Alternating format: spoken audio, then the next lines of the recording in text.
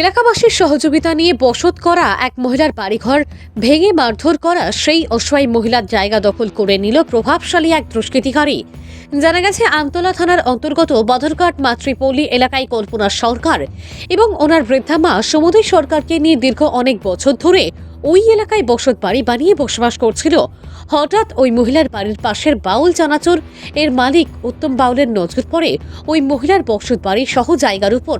বহুদিন ধরে ওই মহিলার বাড়িতে বিভিন্নভাবে অত্যাচার চালিয়ে আসছিল। থানায় মামলাও হয়েছিল এবং পরে এলাকার মাতব্বরদের নিয়ে মীমাংসা সভা হয়েও সেখানে অভিযুক্ত উত্তম বাউল ভূ স্বীকার করে তারপর কিছুদিন ভালো থাকার পর উত্তম বাউল জায়গা দখলের জন্য আবারও মরিয়া হয়ে ওঠে।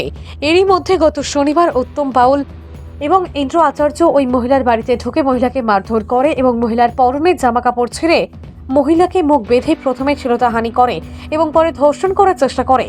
যখন কল্পনা সরকারের বৃদ্ধা মা মেয়ে চিৎকার শুনে ঘরে আসে, তখন ওই বৃদ্ধা মহিলাকেও মারধর করে পালিয়ে যায় দুষ্কৃতিকারী উত্তম বাউল এবং ইন্দ্র আচার্য। রবিবার সকালে পুনরায় আবার উত্তম বাউলের ঘনিষ্ঠ তনুশ্রী আচার্য এবং রত্না বাউল ওই মহিলাকে বেধড়কভাবে মারধর করে এবং সবাই মিলে একত্রিত হয়ে ওই মহিলার ঘর ভেঙে ফেলে।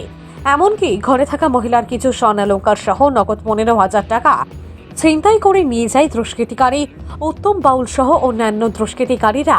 পরে নির্যাতিতা কল্পনা সরকার নিজের সম্মান এবং প্রাণ বাঁচাতে বৃদ্ধা মাকে নিয়ে পাড়ার এক বাড়িতে গিয়ে আশ্রয় নেয়। পরে ওই মহিলা এলাকার কাউন্সিলর সহ এলাকার বিধায়ককে জানিয়ে আমতলী থানায় অভিযুক্ত দুষ্কৃতিকারী উত্তম বাউল, ইন্দ্র আচার্য, রত্না বাউল এবং তনুশ্রী আচার্যের বিরুদ্ধে লিখিত আকারে মামলা দায়ের করে। কিন্তু কোনো এক অদৃশ্য শক্তির কারণে আমতলী থানার পুলিশ কাউকেই গ্রেপ্তার করেনি। নির্যাতিত কল্পনা সরকার এখনো ওনার বৃদ্ধা মাকে নিয়ে নিজের প্রাণের ভয়ে আতঙ্কিত হয়ে আছে। এক অসহায় মহিলা এবং ওনার বৃদ্ধা মায়ের উপর এই ধরনের জঘন্য ঘটনায় গোটা এলাকা জুড়ে প্রতিবাদের ঝড় উঠতে শুরু করেছে এবং দাবি তোলা হচ্ছে খুব শীঘ্রই যেন অভিযুক্তদের গ্রেপ্তার করে আইনি ব্যবস্থা করা হয়। তবে রাজ্যে এখনও সম্পূর্ণভাবে মহিলারা নিরাপদ নয়, এই ঘটনায় তা আবারও প্রমাণ হয়। রাজ্যে মহিলাদের সুরক্ষার জন্য রয়েছে মহিলা আইন এবং মহিলা কমিশন।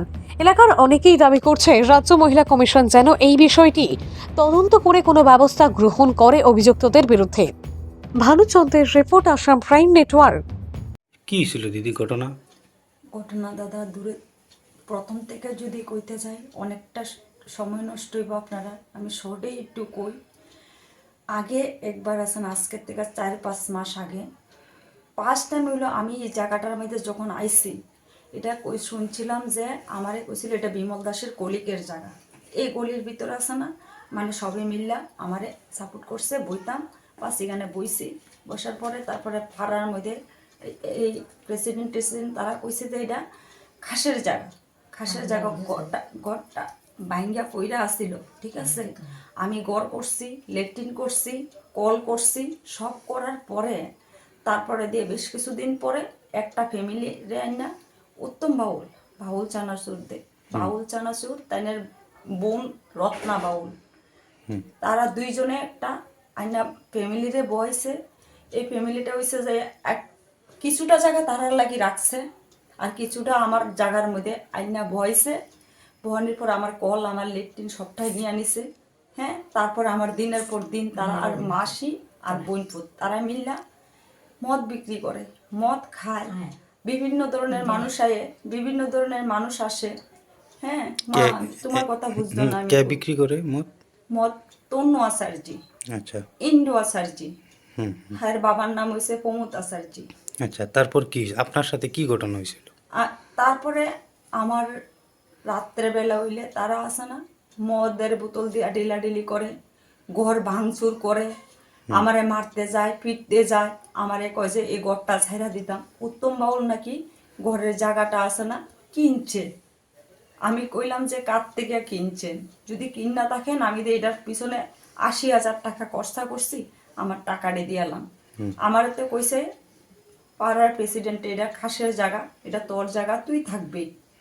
হ্যাঁ, আমারে তো তারা কইছে না উঠটা যাওয়ান গা লাগি, আপনি কইতাছেন আপনি কিনছেন। ওই কারণে তাহলে ঘরের জায়গাটা দখল করার লাগি এরকম আমার সঙ্গে শুরু করছে। তারপরে সেদিন এই গত রোববার দিন তারা প্রায় দিনই কয় রাত্র 12টার পরে আমার একটা পিটা দিব আমরা মা মেয়ে দুইজনকে। ঠিক আছে দাদা, সেদিন রাত্রেবেলা রাত শনিবার দিন রাত্রে সারা রাত্র ঘুমাইতে পারি নাই। সারা রাত্রে তারা করে দিয়ে অনেকটি ছেলেরা আইছে, তারও আছে না দরজা টরজা লাগতেছে টাইতেছে। আমি দরজা খোলা লাগে, আমি দরজা খুলি নাই।